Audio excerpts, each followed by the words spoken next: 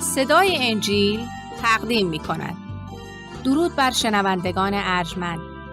این صدای انجیل است، تنها صدای راستی و حقیقت که از ازل بوده و تا ابد خواهد بود. برنامه‌های ما همه روزه و در همین ساعت از رادیو روی امواج کوتاه پخش می شود. شما می توانید از طریق شبکه‌های اجتماعی فیسبوک، گوگل پلاس و یوتیوب با تایپ فارسی رادیو صدای انجیل با ما در تماس باشید. آدرس ایمیل ما از این قرار است: radioenjil@gmail.com.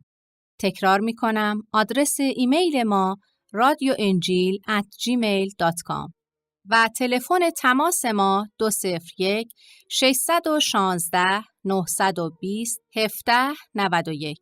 تکرار می کنم، 201 616 920 1791. از شما دعوت می کنیم که به برنامه این ساعت صدای انجیل توجه فرمایید.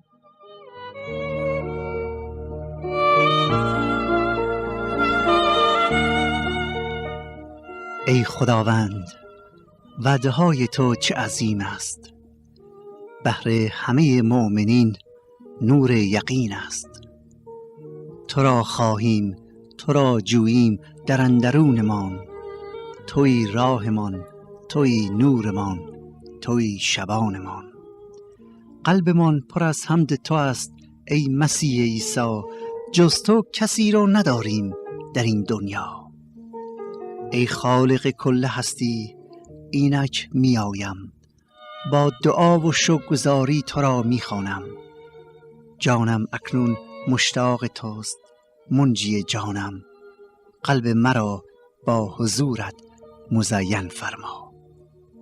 و ای خدایی که ما را خلق کردی و از روح خود بر ما دمیدی، تمنا این که در این لحظه روح القدس خود را عطا کن تا از روح تو پر شده و کلام مقدس تو را بشنویم و بفهمیم و آن را در زندگی خود چراغ بگردانیم. پس ای خدا، خود را تسلیمت می کنیم و افکار خود را متوجه کلام مقدست می گردانیم تا در این ساعت ندای سماویت را بشنویم. این دعا را به نام یگانه منجی زنده بشریت عیسی مسیح زنده می طلبیم. آمین.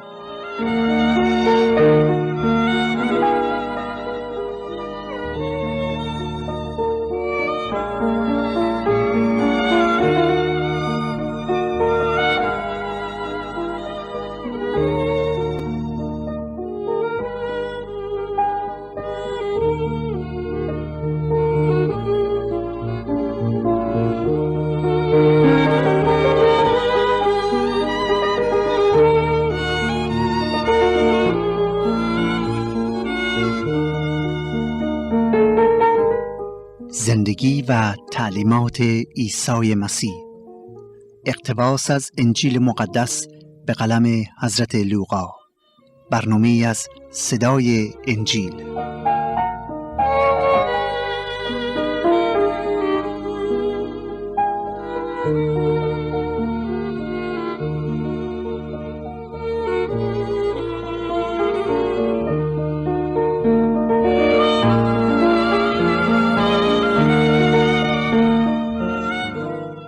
برادران و خواهران عزیزم، درود گرم برادرتون کشیش سید رضا مسعودی رو پذیرا باشید. خداوند با شما باشه و امیدوارم که برکت و شادی او خانه و خانواده‌تون رو پر کرده و در آرامش و اعتماد به او روزهای خود را به سر بیاورید.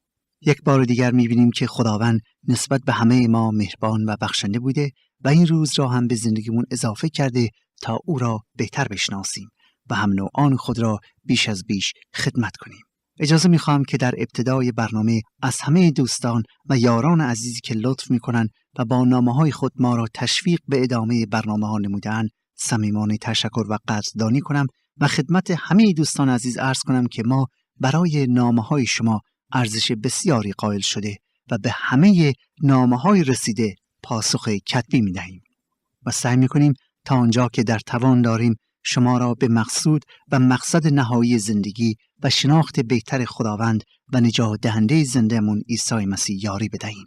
هدف ما این است که کلام خدا را به زبانی ساده برای شما که به عللهای مختلفی از داشتن کلام خدا محرومید و معنی آیات را درک نمی کنید بیان کنیم تا شما نیز در شادی و فیض و عطایای خدا یکتا که در عیسی مسیح به ما انسانها عطا شده است شریک سازیم. زیرا اگر امروز به سوی خدا آمده و به توسط ایمان به عیسی مسیح زندگیمان را تسلیم او کنیم، حیات ابدی و عطایای سماوی را نصیب خود می کنیم. و خدا را شکر که امروز این واقعیت را می توانید خودتون تجربه کنید. پیام ما این است که بیایید و از آب حیات که خدا برای روح‌های تشنه و جان‌های پژمرده‌مون عطا کرده است بچشید و ببینید که چقدر نیکوست و چگونه توسط کلام او می توانید زنده شوید. در برنامه این ساعت و در ادامه مطالعه کلام خدا توجه خود را معطوف به فصل 17 از انجیل مقدس می کنیم و از آیه 20 گفتار و تعلیمات عیسی مسیح را مورد توجه قرار می دهیم. به این امید که شما از آن پیروی کنید. موضوع این آیات بازگشت ثانوی عیسی مسیح می باشد و یا تعلیمات مختصر عیسی مسیح درباره علائم آخر زمان می باشه. لازم می دونم که بگویم مطالب دیگر و آیات دیگر هم در این باره در فصلهای مختلف انجیل وجود داره. اما علت بیان این آیات در این قسمت اینه که عیسی مسیح در واقع به سؤال رؤسای دینی یهود در مورد ظهور ملکوت خدا و یا روز محشر یا داوری جواب می‌دهد و در این مورد عیسی مسیح به بعضی از علائم زمان آخر نیز اشاره می‌کند.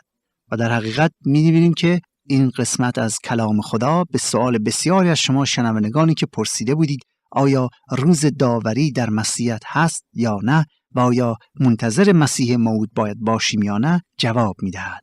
همچنین به سؤال آقای امیر که پرسیده بودند در صورت اشتباه روحانی مذهبیون چه کسی آنها را داوری می‌کند ملاحظه می‌کنیم که این آیات جواب می‌دهد. حالا توجه خود را به آیات شریف مبذول می‌داریم. این برنامه را از صدای انجیل میشنوید. کلام خدا میگوید فریسیان یا ملایان دینی یهود از عیسی پرسیدند که دقت کنید سوال او چیه؟ که ملکوت خدا کی می آید؟ ملایان دینی از عیسی مسیح سوال میکنند که ملکوت خدا کی می آید؟ عیسی در جواب ایشان گفت ملکوت خدا با مراقبت نمی آید و نخواهند گفت که در فلان یا فلان جاست، زیرا اینک ملکوت خدا در میان شماست. در این آیات می‌بینیم که عیسی مسیح به سؤال ملایان دینی یهود جواب می‌دهد. چند مدتی بود که او راجع به ملکوت خدا تعلیم می‌داد و بشارت می‌داد و از مردم دعوت می‌کرد که توبه کنند، زیرا ملکوت خدا نزدیک است. تیم و عنوان تعلیمات مسیح همین بود که توبه کنید زیرا ملکوت خدا نزدیک است. در مورد ملکوت خدا ما در برنامه‌های گذشته به طور مفصل صحبت کردیم و دیدیم که غالب مردم مخصوصاً ملایان دینی و راهنمایان مذهبی مردم تصاویر غلطی از ملکوت الهی داشتند. آنها تصور می‌کردند که ملکوت خدا باید جسمانی و سلطنت دنیوی باشه که پایتخت این حکومت بایستی در بیت المقدس یا اورشلیم باشه. در حقیقت سوال آنها هدفشون این بود که مسیح را تمسخر کنند. اینو فراموش نکنیم. نیتی که آنها از این سوال داشتن این بود که مسیح را تمسخر کنند و چه بسا از او میپرسن حالا که تو ادعا میکنی که مسیح موعود هستی، پس سلطنت خودت رو کی برقرار میکنی یا کی تأسیس میشه این حکومت تو؟ چون که به هر حال آمده است که مسیح موعود حکومت میکند.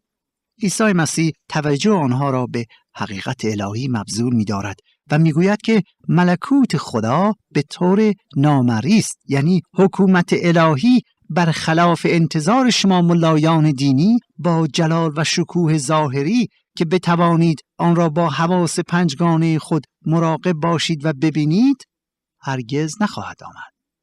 مقصود مسیح در اینجا اشاره به ملکوت روحانی است.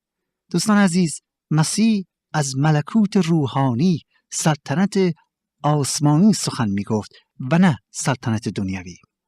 مسیح در مورد ملکوت روحانی و روحانیت و نه در امور سیاسی صحبت می کرد. به عبارت دیگر مسیح می گوید ملکوت روحانی سلطنت دنیوی نیست، بلکه باید ملکوت روحانی را در امور روحانیت و نه در امور سیاسی مشاهده کنید. زیرا بیرون افکندن ارواح پلید و شفا دادن مریضان و نجات گناهکاران و غیره همه از آثار حضور ملکوت سماوی بوده و آنانی که بصیرت روحانی داشتند به آسانی متوجه قلمرو الهی در زندگی مردم از طریق مسیح شده بودند. آنها می‌دیدند که واقعاً با ظهور عیسی مسیح ملکوت خدا نیز در میان آنان آشکار و حاضر شده است، زیرا مریضان شفا می‌یافتند، گرسنگان سیر می‌شدند، محتاجان آزاد می‌شدند از بند نیاز و مردگان زنده می‌شدند، کوران بینا می‌شدند، لنگان خرامان می‌شدند. اما ملایان دینی که خیال می‌کردند همه چیز رو می‌دانستند از داشتن بصیرت روحانی محروم بودند و فقط منتظر جلال دنیوی و سیاسی حکومت الهی بودند. در آیه 21 عیسی مسیح به آنها میگوید ملکوت خدا داخل شماست یا در میان شماست. دوستان عزیز دقت کنید، جواب مسیح چی بود؟ ملکوت خدا در میان شماست. حالا این آیه رو میتونیم به دو نوع مختلف تعبیر و تفسیر کرد. اول مقصود مسیح اینه که ملکوت خدا در باطن شماست، یعنی ملکوت الهی عبارت از محبت، شادی، سلامتی، فیض و آرامش و صفات و سیرت الهی که در قلب انسانها و نه در عالم آشکار میشه.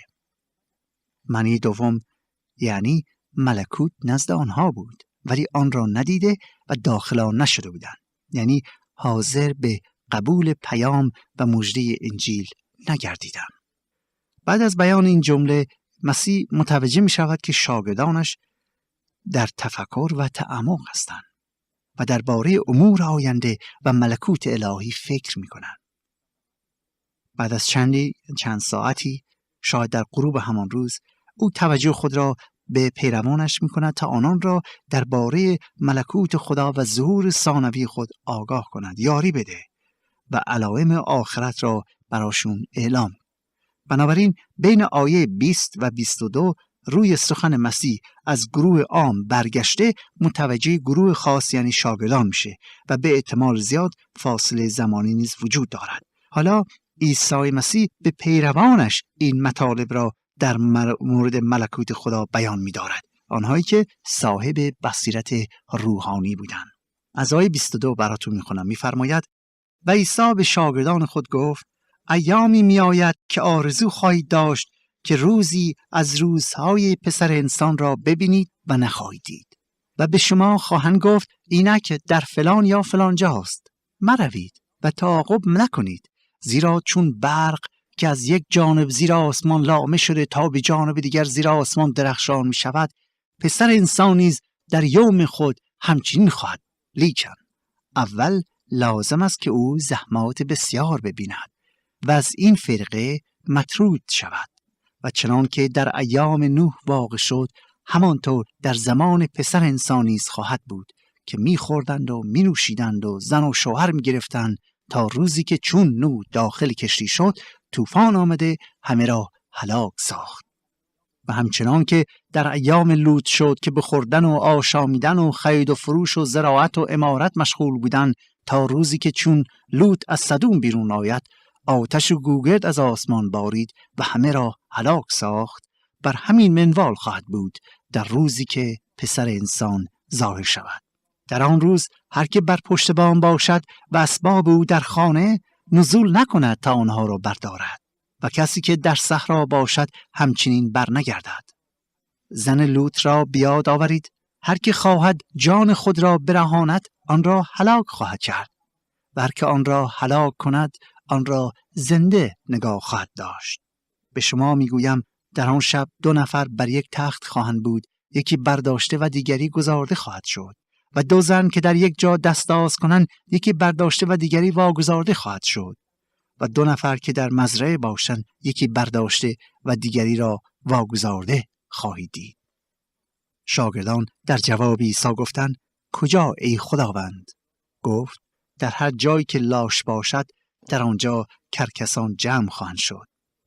دوستان آیات رو خدمتتون خواندم و حالا به معنی آیات توجه میکنیم. در آیه 22 عیسی مسیح راجع به بازگشت پرجلال خود از آسمان سخن می‌راند. می‌فرماید ایامی خواهد آمد. چه زمانی؟ معلوم نیست. به عبارت دیگر مسیح تاریخ دقیق ظهور ثانویه‌اش را نگفته و هیچ کس نمی‌تواند ادعا بکند که در فلان تاریخ و یا فلان روز مسیح خواهد آمد. البته بودند و افرادی که ادعاهایی کردند، اما همش دروغ بوده. به هر حال در اینجا می‌بینیم درست در لحظاتی که شاگردانش آرزوی وقت مراجعت مبارک او را دارند، به یادشان می‌آورد که مسیح به طور ناگهانی خواهد آمد و سپس به یادشون میاره که حتی قبل از آن روز موعود مسیح اول باید جفاها و زحمات بسیاری بکشد و نه فقط خود او بلکه مؤمنین و پیروانش نیز باید زحمات بسیاری را به خاطر نام او تحمل کنند.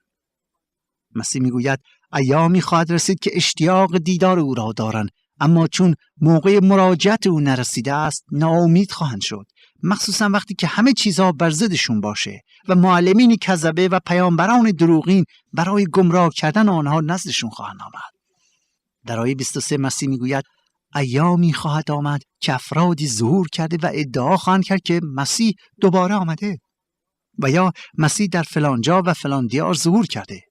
او میگوید هوشیار باشید، از حالا به شما گفتم که فریب این افراد را نخورید. در آیه 24 میگوید وقتی من برگردم، یعنی وقتی مسیح دوباره ظهور کند، آنها هیچ اشکالی برای شناسایی او نخواهند داشت. چرا؟ زیرا ظهور مسیح چون برق روشن ناگهان و فوری و عمومی خواهد بود، یعنی در آن واحد در سرتاسر جهان به سرعت برق مردم متوجه ظهور او خواهند شد.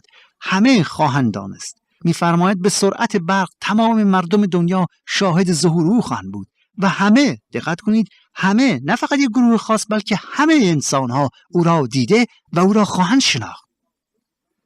اگر بعضی راجع به کسی که ظاهر شود و خود را مسیح اعلام کند شک داشته باشد، معلوم است که آن ظاهر شونده مسیح موعود نیست، زیرا وقتی که مسیح برگردد هیچ کس اشتباه نخواهد کرد و همه او را خواهند شناخت.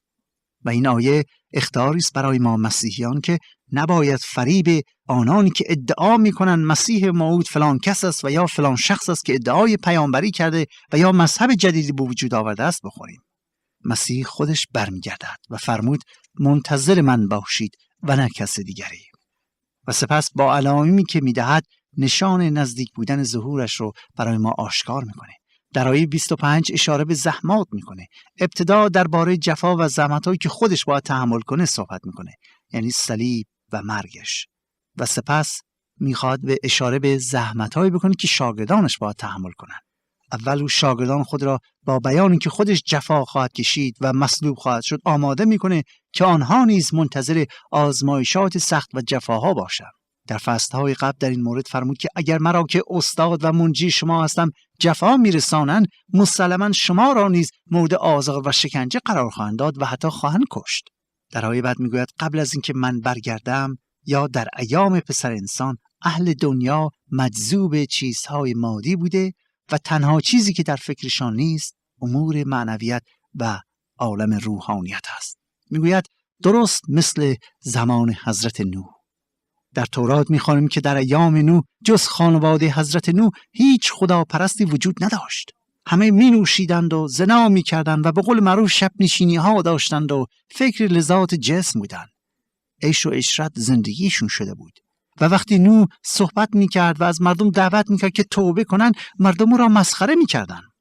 می فرماید ظهور من، عیسی مسیح میگه، ظهور من زمانی است که دنیا همان حالت زمان حضرت نوح را داره و یا مثل شهر سدوم است که حضرت لوط در آن زندگی میکرد، شهری که پر از فساد و شرارت بود که خدا از آسمان آتش و گوگرد بر آن شهر نازل کرد و همه را نابود ساخت. حقیقت اینه که مسیح با به کار بردن این مثالهایی که قبلا به وقوع پیوسته حقایق تاریخی رو که اشاره میکنه میخواد به من و شما یاری بده، کمک کنه که متوجه بشیم که او چه ایامی میآید. متوجه شیم که وقتی او بیاید اولا اهل دنیا منتظر او نخواهند بود و ثانیاً بسیاری از مردم از مذهب و پیروی کردن او دست برداشته دل را به چیزهای دنیوی دادند و ثالثاً در آن وقتی که او میآید هلاکت موحشی بر شریران خواهد بود. و دوستان عزیز، امروز وقتی که این شرایط را نگاه میکنیم، به عالم خودمون هم نگاه میکنیم، میبینیم که عیناً داره مو به مو عملی میشه. آره، دنیای ما مملو از فساد است. خداپرستی بسیار کم است. مردم از مذهب حقیقی دست برمی‌دارند و به سوی مذاهب دنیوی و انسانی دل می‌دهند. و دوستان عزیز، این حقیقت بسیار آشکار این روزها. مردم به صدها عقاید شرقی دل بسته‌اند و نه به کلام خدا.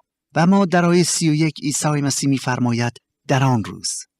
این آیه یا این جمله بسیار مهم، این کلمه در آن روز.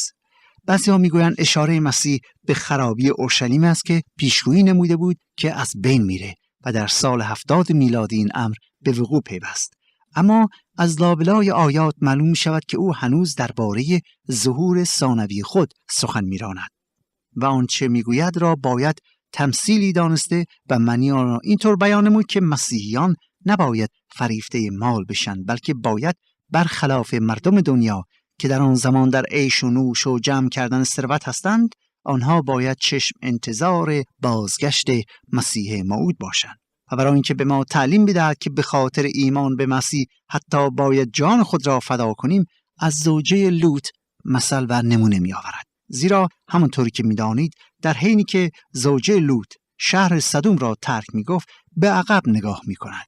یعنی به مال و اموال دنیوی خود توجه می کنه، به شر و املاکش دل میکنه، دلشو میده، در حالی که خدا گفته بود که آنها نباید نگاه کنند، بایستی همه چیز رو روی برگردان از آنچه که تا حالا داشتن و به سوی خدا توجه کنند.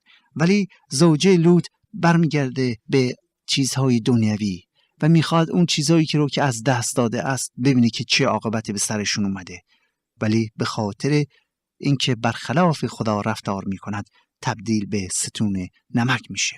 حالا مقصود مسیح اینه که کسی که طالب نجات است باید از چیزهای این دنیای لغزنده صرف نظر کند و با تمام توانایی خود پیش بره، وگرنه قطعاً مال دنیا او را هلاک خواهد کرد. به عبارت دیگر شما باید مال دنیا را هلاک کنی یا اینکه مال دنیا شما را هلاک میکند. در آیه 34 و 35 میبینیم وقتی مسیح میآید مسلماً در بعضی جاها شب و در بعضی جاهای دیگر روز خواهد بود. آن موقع زمان جدایی است و حتی آنانی هم که جسماً به هم نزدیکی دارند جدا خواهند شد و به آسمان ربوده شده با مسیح خواهند بود و به استقبال او خواهند رفت و آنانی که پیرو مسیح نیستند هلاک خواهند شد. به زبان دیگر ما مسیحیان اگر امروز مسیح بیاید، اگر مسیح ظهور کند، اول ما به آسمان ربوده میشویم و در آنجا به استقبال مولا و نجات دهنده زنده خود خواهیم رفت و بعد از مدتی که با او هستیم او ظهور کرده و جهان را داوری خواهد کرد. پس دوستان، مسیح می آید. خود او بارها گفته است می آید. انبیای دیگر نیز پیشگویی کردن می آید. اما این بار مسیح نه برای دعوت مردم به ملکوت خدا و توبه از گناهان، بلکه برای داوری کردن و اجرای عدالت الهی بر زمین و برقراری صلح و سلامتی و سلطنت 1000 ساله می آید. و خوشا به حال آنانی که به خاطر او جفا دیده و زحمت می کشند ولی ایمان خود را از دست ندادند. خوشا به حال کسانی که نسبت به کلام او وفادار هستند و در ایمان نسبت به مسیح ثابت قدمند. دوستان عزیز، من بایستی از شما عزیزان سوال کنم که آیا شما واقعا منتظر ظهور مسیح موعود هستید؟ شاید شما نیز مانند بعضی‌ها آنقدر خود را در زندگی گرفتار کردید که فراموش می‌کنید مسیح زنده مراقب شماست. فراموش می‌کنید که عمر ما کوتاهه. فراموش می‌کنید که خداوند هدف خاصی در این عالم داره و زندگی ما مطابق نقشه خدا داره پیش میره و ما بایستی منتظر ظهور منجی خودمون باشیم. خدا دروغ نمیگوید و مسیح او هم دروغ نگفته و نمیگوید. وقتی او میفرماید من خواهم آمد به طور ناگهانی پس آماده باشید، مقصودش اینه که من و شما دل خودمون رو متوجه کنیم، چشمون رو به او داشته باشیم، نه اینکه گرفتار زندگی باشیم و آنقدر خود را اسیر بدبختی یا کار و شغل و زندگی و یا درآمد و خانه و خانواده و دوستان و غیره و مقام هر چی کار دیگه باشه انقدر خودمون رو گرفتار کنیم که فراموش کنیم که خداوند مواظب ماست و خداوند از ما انتظار دارد که ساعتها، روزها از وقت خود را برای او به سر ببریم. شاید بهترین وسیله اینه که امروز به خودمون نگاه کنیم و ببینیم که آیا امروز واقعا ما وقت صرف کردیم در دعا، با منجی زنده‌مون صحبت کردیم، آیا با او صحبت کردیم، آیا صدای او را شنیدیم، آیا گفتارش را مطالعه کردیم. خدا کند که شما رابطه‌تون رو با خداوند یکتا و منجی زنده که به زود میاد مستحکم کنید. وقتی شاگردان مسیح پیام و گفتار مسیح را میشنوند میپرسند که وی کجا خواهد بود؟ به عبارت دیگر مسیح در کجا ظهور خواهد کرد؟ عیسی مسیح محل آمدنش را آشکار نمیکنه، همونطوری که روز ظهورش را بیان ننمود. حالا جواب مسیح کنایه است. دقت کنید، خیلی مهم. میگوید هر جایی که کرکسان باشد، لاش باشد، در آنجا کرکسان است. لاش در یونانی به معنی بدن مرده است. کرکسان به معنی عقاب است. یعنی هر جا مردم در گناه و شرارت مرده و پوسیده باشند، در آنجا غضب خدا و انتقام او فرود خواهد آمد و گناهکاران را هلاک خواهد کرد. دقت کنید دوستان عزیز، معنی این آیه اینه: در هر جایی که مردم در گناه و شرارت مرده و پوسیدند، در آنجا غضب خدا و انتقام او فرود آمده و گناهکاران را هلاک خواهد ساخت. پس چه خوب است که همه ما توبه کرده و قبل از گذشتن وقت و ظهور او صاحب نجات شویم، زیرا او دوباره می آید، اما این بار برای داوری من و شما.